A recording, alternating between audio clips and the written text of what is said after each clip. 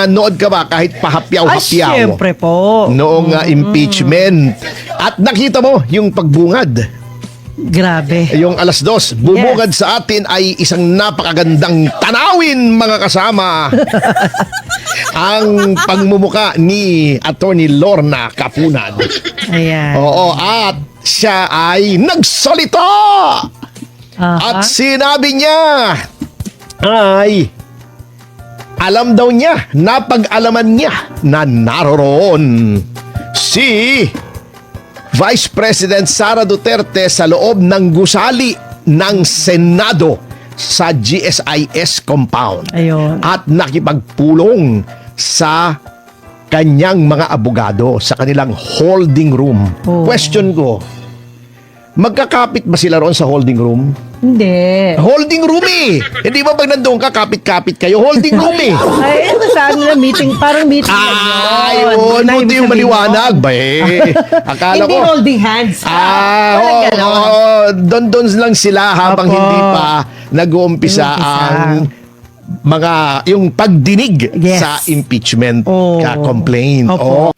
My respectful query, Your Honors, please, which could be directed to the defense counsels, is if the Vice President is in the premises, does she intend to appear personally before this impeachment court? And that is preliminary to another manifestation that I would like to make. Your Kindly Honors, proceed with your next one, counsel. Because the chair is not yet sure if it will even address this to the counsel for respondents or will simply answer the query of the counsel for respondents. This is relevant to the presentation that we will be making this afternoon, Your Honors. This court will recall your own statements, Mr. Presiding Judge, that on Tuesdays, every Tuesday of every week, that the prosecution must indicate who the witnesses they intend to present before this court will be. This is to enable the impeachment court to issue, when appropriate, and if deemed necessary, a subpoena for such witness. And that is my query this afternoon, because an presentation of witness on the first article that we will be presenting, which is grave threats and acts of sedition, Your Honor. One of the key witnesses, hostile, albeit hostile, would be the Vice President. And therefore, if we can inquire if it is her intention to again appear in the premises of the Senate, because we are already respectfully informing this honorable court that we will manifest, that we will have a written request for her presence in connection with this article on grave threats. Your Honor, that is the relevancy of my manifestation. The chair would like to rule on the manifestation and request of the counsel for prosecutors instead of throwing the question to the counsel for respondents, for the simple reason that I do not want to the parties to engage in a debate before this court. You can very well do that with the presentation of your witness through direct and cross-examination, redirect and recross. To answer, the impeachment rules do not mandate nor require the respondent to attend any hearing or trial of the impeachment court. Whether she was in the building earlier or arrived after, it is totally up to the respondent, because from the point of view of the court, she is represented in this court through her counsel already. Should the counsel for the prosecutors desire to call the respondent herself, the court will act on that motion and request once it is made and or filed, and need not make a ruling at this point in time. Because of course, when that motion is made, we will ask the counsel for respondent to make a comment and or reply. Thank you, Sir Presiding Judge, Justice, Senator Judge. We yield to the wisdom of your decision.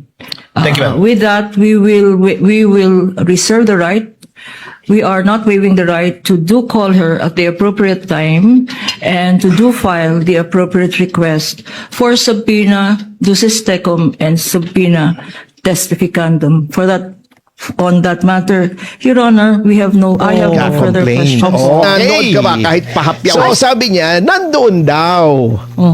At parang kine-question niya na dapat daw ay naroon si Vice President Sara. Bakit daw? Wala roon and naroon naman daw. Ba't ayaw umattend ng pandinig? Ayan yung sabi mo kanina, mema. Oo, Bema. At sabi pa niya, para magkaroon daw ng relevance ang kanyang pinagsasasabi, ay kasi daw tatawagin nila Ayun. bilang hostile witness si pangalawang Pangulong mukhang masyado naman tayong advanced si pangalawang Pangulong Sara Duterte. Ang slant ng mga manifestasyon ni Atty. Kapunan ay parang gusto niyang idiin na bakit ayaw humarap ni Vice President Sara Duterte. Ayan. At sabi niya, tatawagin daw si Vice President Sara na bigla namang sinopla Yun ang masakit nga eh. ni Presiding Officer Cheese Escudero. Nasabi Yun na. niya, parang ang dating nung Pagtatanong niya. yung kanyang response doon sa manifestation anong pinagsasabi nito?